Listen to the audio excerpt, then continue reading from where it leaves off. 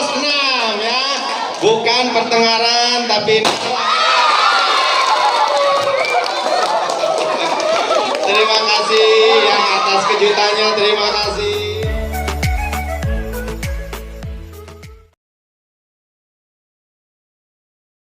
Pemimpin pasukan menyiapkan pasukannya. Siap. Ada bendera merah putih. Hormat, gerak. Indonesia tanah airku, tanah tumpah darahku. Di sanalah aku berdiri bangsaku, bangsa dan tanah air, tanahku negeriku yang ku cinta. Indonesia Raya merdeka, merdeka, hiduplah Indonesia Raya. Amanat pembina upacara pasukan istirahatkan. Kepada seluruhnya, istirahat di tempat, gerak.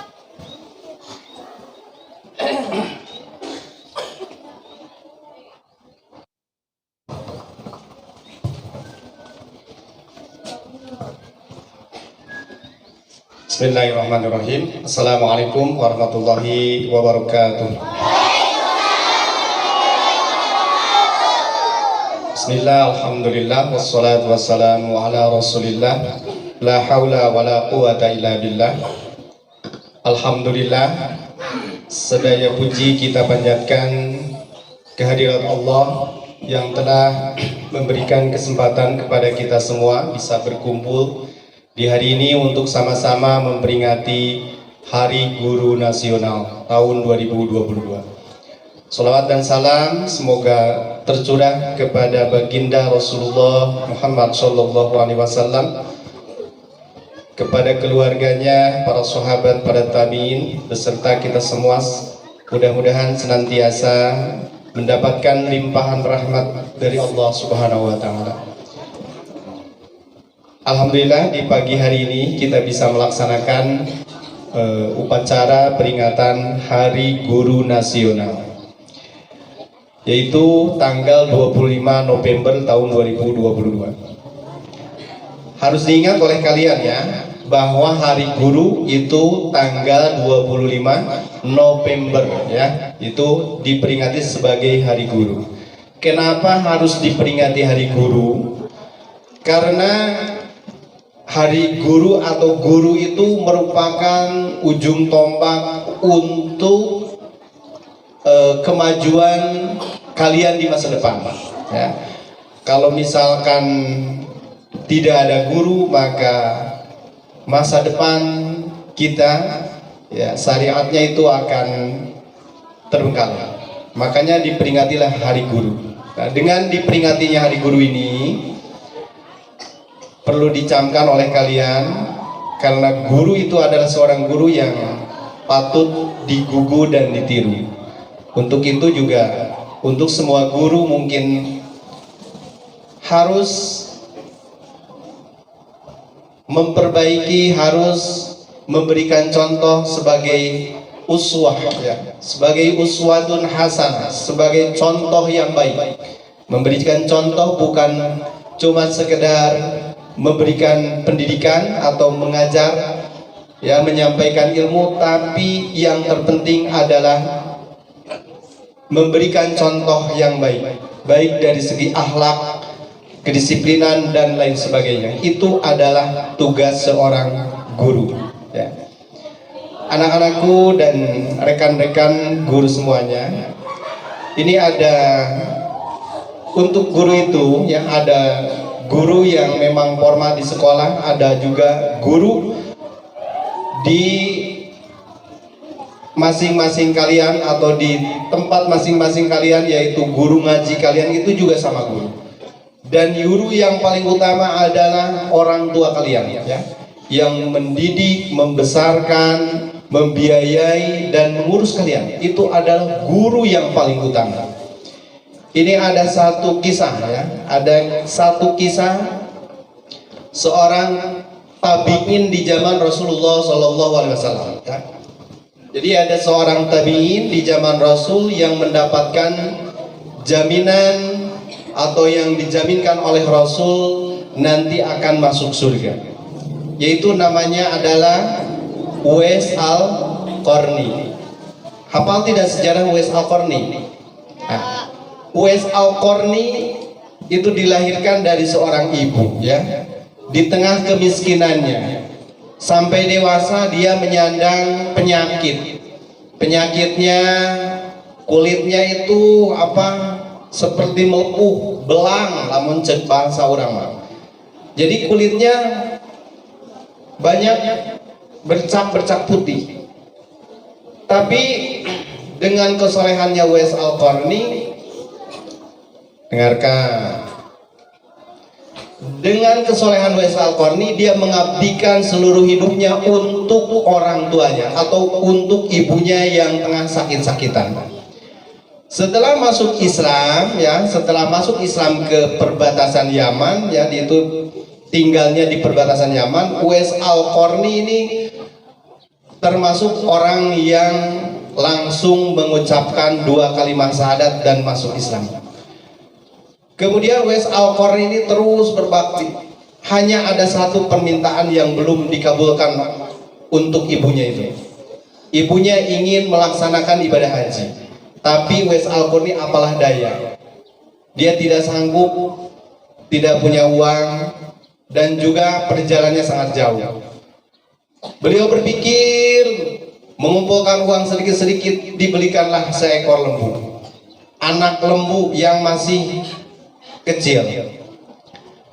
Kemudian dipelihara. Setelah dipelihara, anak lembu tersebut tiap pagi diajak naik gunung, diakod, ya, digendong anak lembunya naik gunung.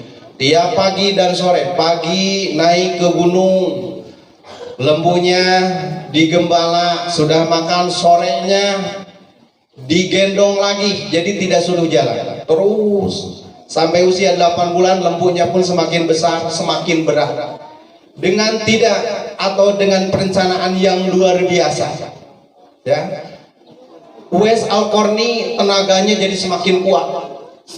Akhirnya dia memutuskan untuk menggendong ibunya pergi ke Mekah untuk melaksanakan ibadah haji, karena merasa tenaganya sudah kuat. Tiap pagi, tiap hari terus-terusan berjuang dengan cara menggendong lembu dari mulai kecil sampai besar. Setibanya di tanah suci, Uwais Al-Qarni dengan ibunya melaksanakan ibadah haji. Ketika di depan Ka'bah, Uwais Al-Qarni dengan ibunya berdoa. Uwais Al-Qarni berdoa, "Ya Allah, ampunilah dosa ibuku ini." Segitu aja. Uwais Al-Qarni tidak meminta kaya, Uwais Al-Qarni tidak meminta kesembuhan dari penyakitnya. Hanya saja beliau berdoa, "Ya Allah, sembuhkanlah penyakit ibuku," atau "Ya Allah, ampunilah segala dosa ibuku." Nah, ibunya bertanya,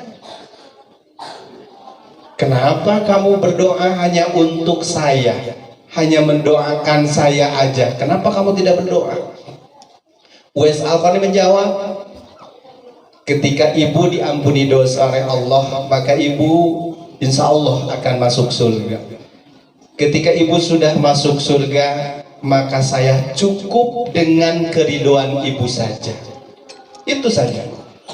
Dengan kemahabesaran Allah, maka Uwais Al-Qarni dari segala penyakitnya disembuhkan, ya. Penyakit belang nateh leungit hanya tinggal 1 titik ditekuk saja. Itu adalah pertanda sebagaimana dalam hadis Rasulullah SAW ketika Rasul menjelaskan bahwa kepada sahabat-sahabatnya bahwa kalau ingin tahu orang yang, atau ketika engkau berjumpa dengan orang yang ada titik putih di tekuknya, maka mintalah ampunan kepadanya, atau memintalah mohon ampun kepada Allah untuk dimohonkan ampun. Nah, itu terjadi, ya. Nah, setelah pulang dari haji, Uwais Al-Qarni pulang dengan ibunya dan meminta izin kepada ibunya.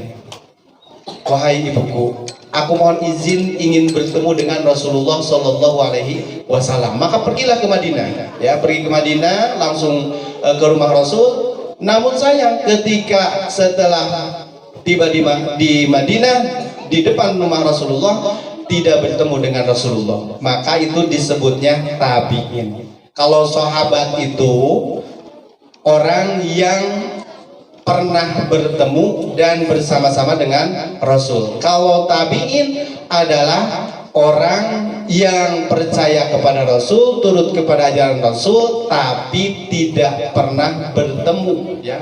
Tapi di zaman Rasul, itu masih di zaman, tapi tidak bertemu dengan Rasulullah SAW.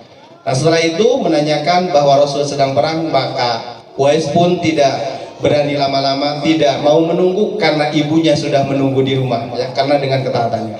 Setelah itu istri Rasulullah, Siti Aisyah, menyampaikan kepada Rasul bahwa satu hari kedatangan orang yang bernama Uwais dan beliau ingin berjumpa dengannya. Maka Rasul menjelaskan kepada sahabatnya bahwa Uwais adalah seorang hamba Allah yang tercatat namanya di langit dan doanya sangat mustajab. Seketika itu para sahabat mencari Uwais Al-Qarni untuk memohonkan, untuk didoakan agar dosanya diampuni oleh Allah Subhanahu wa taala. Anak-anakku sekalian dan juga para guru-guru, semoga dari cerita yang tadi disampaikan, kita senantiasa jangan mengukur kemampuan kita. Tidak mampu bahwa kita tidak akan mampu, tapi dengan kegigihan Uwais Al-Qarni, dengan ketidakmampuannya, dengan ketidakberdayaannya, tetap bisa untuk melaksanakan kemauan ibunya, untuk melaksanakan ibadah haji walaupun tidak mempunyai uang. Untuk kita pun semua dan semua guru-guru, kita selalu merasa kita tidak akan mampu mendidik anak-anak kita, kita tidak akan mampu untuk mengajari anak-anak kita, tapi insya Allah dengan lillahi ta'ala, dengan karena Allah, bismillahirrahmanirrahim, kita terus berjuang untuk menyampaikan ilmu. Semoga juga kita bisa mendidik anak-anak kita, semoga anak-anak kita kelak menjadi anak-anak yang soleh dan solehah. Amin ya Allah ya rabbal alamin. Itu saja ya di peringatan Hari Guru ini. Semoga kita semua selalu berjuang dan juga guru-guru diberikan kekuatan dan kesehatan ya untuk selalu membimbing dan membina kalian semuanya. Amin ya Allah ya rabbal alamin. Hadanallahu yakum ajmain. Wassalamualaikum warahmatullahi wabarakatuh. Waalaikumsalam warahmatullahi wabarakatuh. Allah ya Jabar, Zat yang Maha Kuasa, berikanlah kepada para guru-guru kami petunjuk-Mu yang nyata, ketajaman mata hati, kesabaran yang membajak, kerendahan hati, keikhlasan dan rasa syukur. Terima kasihku untuk pengabdianmu. Kelas 5 Ayu, kelas 6 salah satu aja kelas 6 siapa? Ayo Julia, ayo siapa? Ayo kelas 6. Stop. Silahkan ibu dan bapak, anak didik kita peluk, kita berikan kasih sayang. Ini adalah pendidikan karakter yang sesungguhnya ya. Hatur nuhun teteh atas merhatoskeun ka sadayana guru, ka guru-guruna alhamdulillah. Jazakallahu khairan katsira, jazakumullahu ahsanul jazaa. Ini adalah prank dari kelas 6 ya.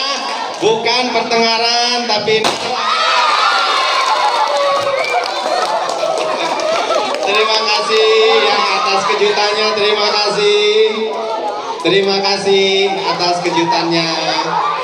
Silahkan kalian bersalaman ke guru masing-masing semuanya. Ayo.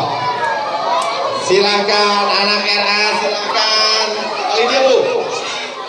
Kami siswa-siswi MI Al Hidayah